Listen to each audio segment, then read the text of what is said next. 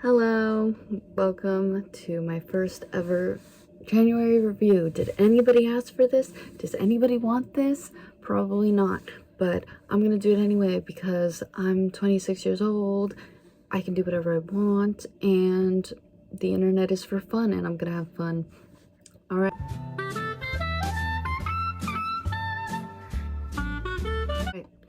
Let's do it. So the first thing I'm reviewing is music. This is mainly what I wanted to do, to just talk about music because I love music, and there's new music every single month. So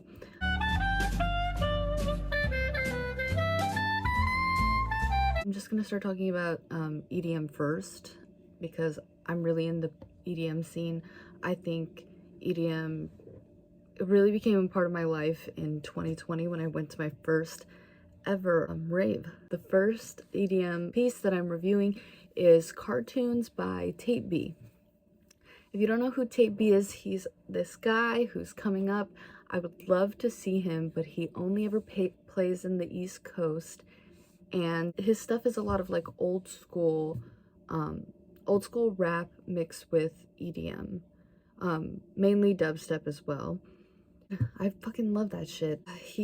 He just put out his Cartoons #3, and if you want to go listen to that, he has some really great mixes. He always does like a really great Mac Miller flip, and I think he should have more followers than he does, honestly. Not that I'm gonna get him the followers, but if you're listening to this, you like EDM, I think you should listen to this guy. Rez and Subtronic's Black Ice. Oh my god. I'm going to Beyond this year. Rez and Subtronics are going to be at Beyond. And 1000% this song is going to get played 1,000,001 times, but I'm so here for it. I'm so excited for it. I give this song like an 8 out of 10. My grandma just came in and gave me guavas. Thanks to my grandma. She's cool for that. Shout out to my grandma for all the guavas. I kind of look fucking crazy right now.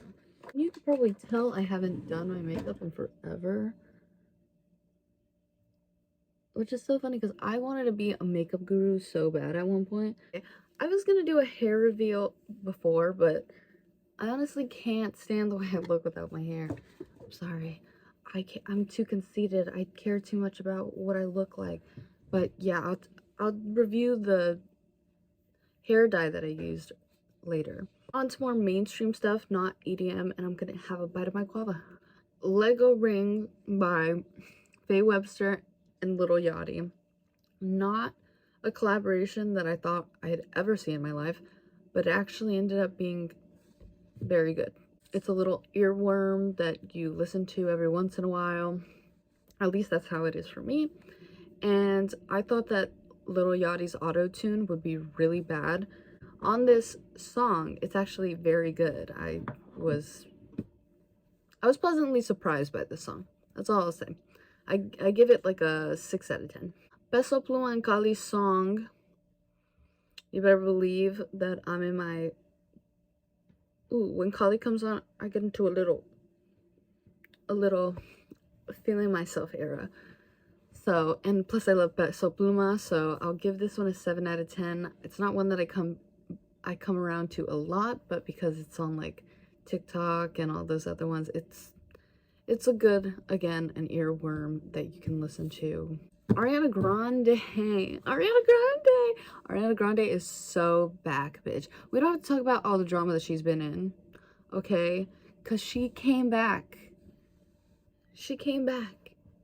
And that shit is good, okay? I'm giving it a 9 out of 10 just because while it is Ariana Grande and I love her, it's not something that I expected.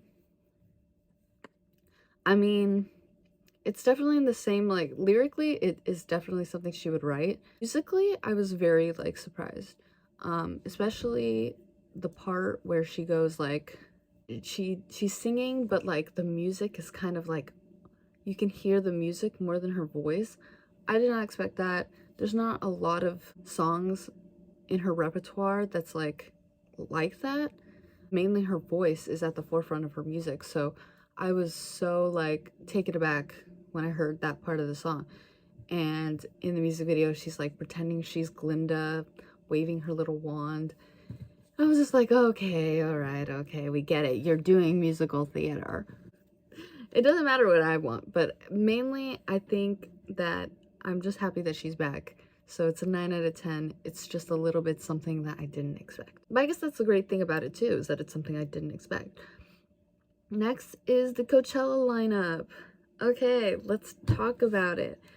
Mainly I'll just talk about the headliners, because they're kind of a reflection of what it's going to be. So it's Lana Del Rey, Tyler the Creator, and Doja Cat. I really didn't expect Tyler the Creator because he has his own music festival, but I mean, he's a great showman. The only day that seems worth it to me is Lana. To see Lana Del Rey would be the only thing that would like make it worth it for me. I went to Coachella last year where they had Bad Bunny, they had Blackpink, they had Frank Ocean, even though Frank Ocean ended up dropping out the second week. But Coachella was still so much fun. Like, it was Coachella, you know what I mean? There's nothing that you're gonna get that's not gonna be really fun and a really good time. Other than having to wait for Frank to come out. Yeah, I did that. I waited a long time for Frank to come out and then for him to end his set early. I mean, whatever. I still got to see Frank. Can you say that? Maybe you can. I don't know. But the only day that seems worth it to me is the first day. That's about it. Eric Doa doing the "What if Ninja got a latte with fame?" I actually really liked it. Okay. I think he has a really great voice. I think that he came up with something on the spot that ended up being like a viral hit. He was singing about his grandpa before it. Maybe I'll enter the clip. He was singing about his grandpa dying and like him wishing that he could see him. And then he goes, "What if Ninja had a latte buffet?" Let's just move on to the next category.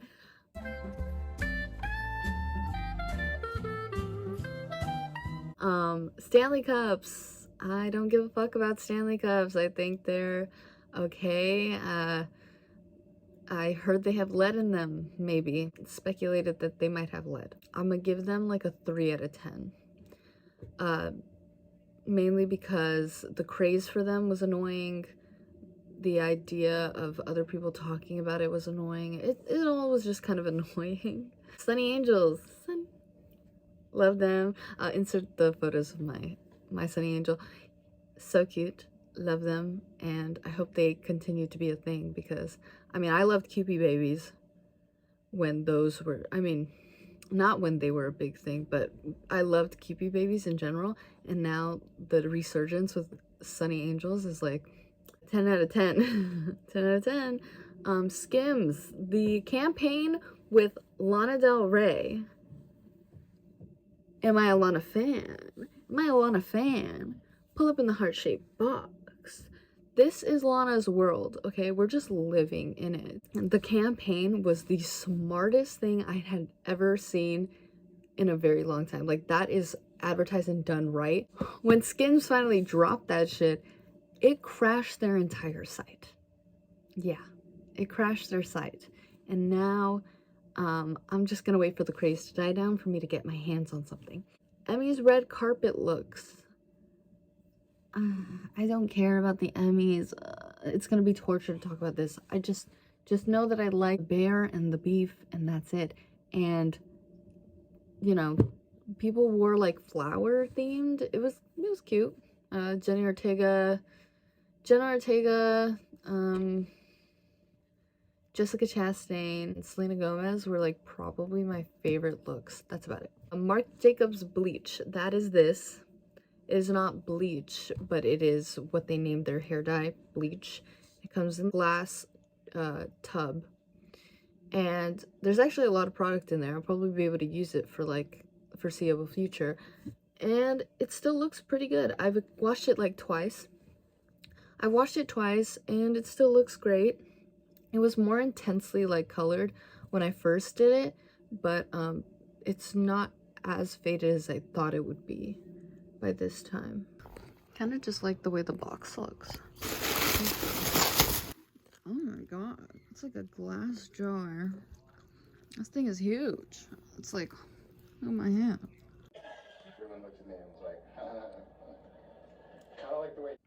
So this is the color Wet. It should get lighter, so I think it'll be more orange.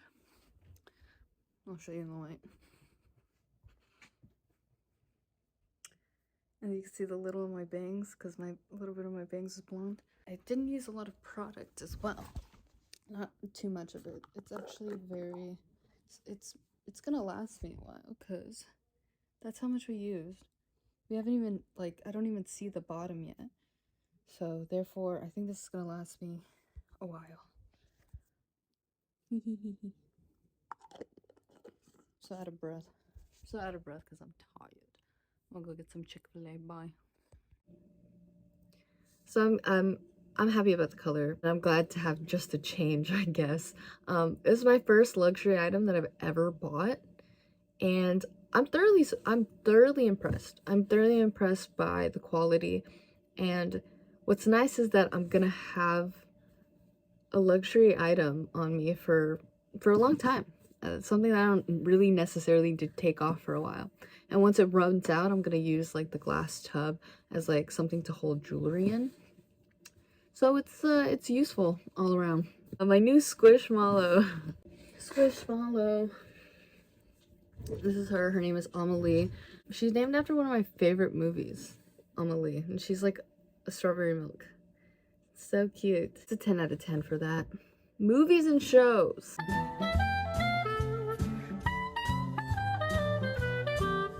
Movies and shows. Saltburn? What is wrong with you?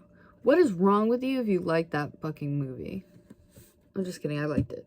I like the movie, but the truth is, I've seen some disturbing shit. Like I'm almost super desensitized to almost anything in a movie because I know it's not real. But that movie was insane. That movie is actually something that was insane, but it's the first time that something's actually gave me like a shock to my system that I'm like, oh, that's right, I'm human. So I liked it. It was a good movie. I still have images burned in my brain from that fucking movie, but that's how you know it's a good one. That's gonna stick with you. Silo. Silo is a show on Apple TV. If you don't have Apple TV, sorry. I don't know what to tell you. It's a good show. Show about a dystopian future where people live in a big fucking silo. Like, it's a huge silo. And there's a shit ton of people living in it. And there's all these mysteries. Like, oh, why are we living in this silo? Why can't we go outside? It's a whole thing. Might recognize, at least I recognize, are Rashida Jones and Shawshank from Shawshank Redemption, the main man. And they all did a really great job. And God, I can't wait for season 2. I might actually end up reading the books because I'm that impatient. Next are just things that happen during the year. First fucking month of the year, one of the first things that I even saw happen on the internet was people talking about this guy flying over the podium, like the judge podium, to beat the shit out of a judge, like literally kicking the shit out of a judge. I'd never seen anybody fly like that. That shit was crazy. But I think it just put into perspective that judges are just regular people. That might sound stupid as fuck, but when you see a judge, they're like on the podium, they seem like larger than life, you know what I mean? Because they have so much power. But something like that happens and you just recognize that it is just a person with power. They have a lot of credentials and whatnot, but it is just a person up there. It's just a person up there, and they seem untouchable until they're not. Gypsy Rose Blanchard. Gypsy Rose Blanchard getting out of jail. Don't we love her, folks? Girl boss. Girl boss. All I'll say is, that I believe this is going to be a story for a long time. On to the next thing. Jeremy Allen White and Rosalia. I love them. I love them and I want them to stay together. Mainly because I think Rosalia just deserves happiness. I think she deserves the world, actually, because I love her a lot. Jeremy Allen White, if he breaks her heart, then I'll actually fucking hate him, more than likely. And he wore her rose like Rao did. Kind of petty, if I must say, but love the pettiness. And now Rao is with a 18-year-old influencer. I'm not gonna speak my opinion on that. Just imagine if you were dating Rosalia and then you downgrade to a 18-year-old influencer. Just imagine that. We're gonna move on to food.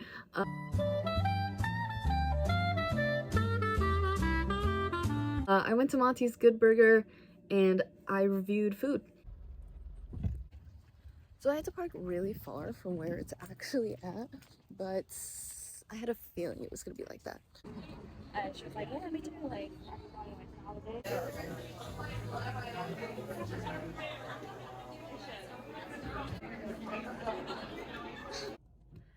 the shake was actually more dark when I first got it, and then it kind of turned like white.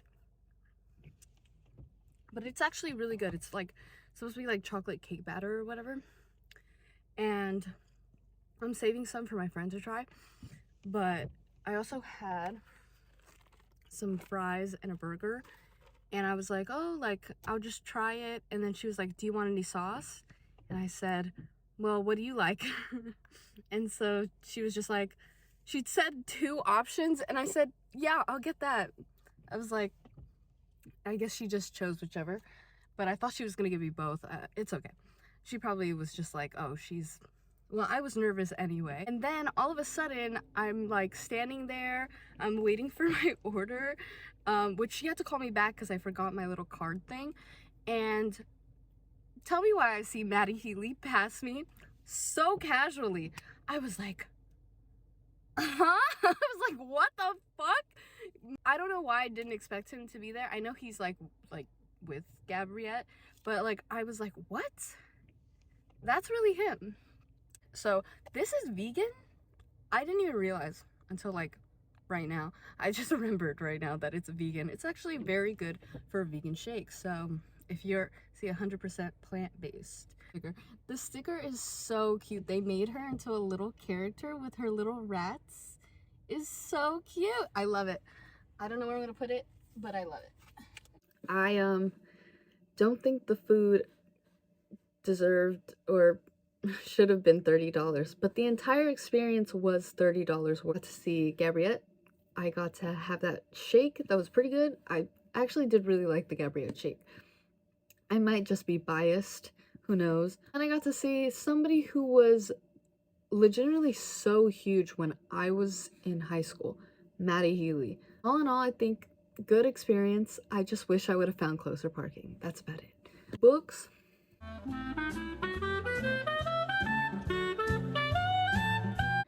I read Verity by Colleen Hoover. Colleen Hoover is a huge book author that everybody talks about. Everybody's like, oh my god, like, you should read this Colleen Hoover book.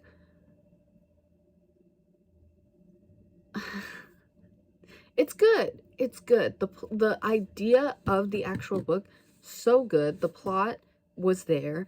It's the characters. The characters felt a little one-dimensional. They felt a little one-dimensional, and if I'm honest, like, it's not the most complex writing. It's not the most dimensional, but is it a good read? Yes. So I'll just give it a 7 out of 10 and I'll just leave that there. The only other book I have to talk about is a zine.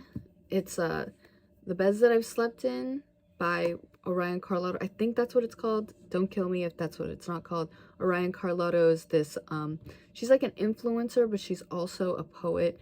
And I have seen pictures from this zine, but I want it. So if anybody out there has a copy they're willing to sell, I want it. Please DM me.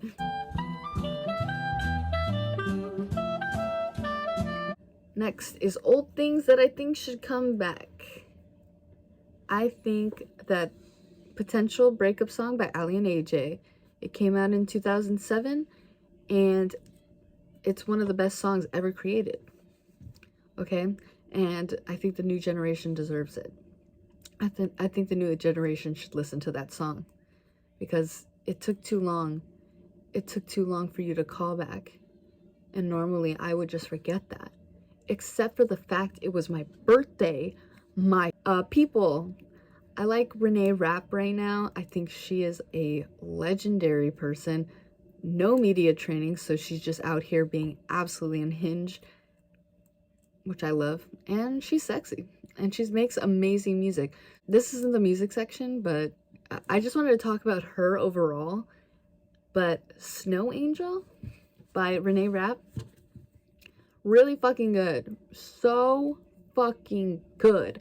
Oh my god. Tummy Hurts, Poison Poison, and the album titled song Snow Angel. Are you fucking kidding me? She has a powerhouse of a fucking voice.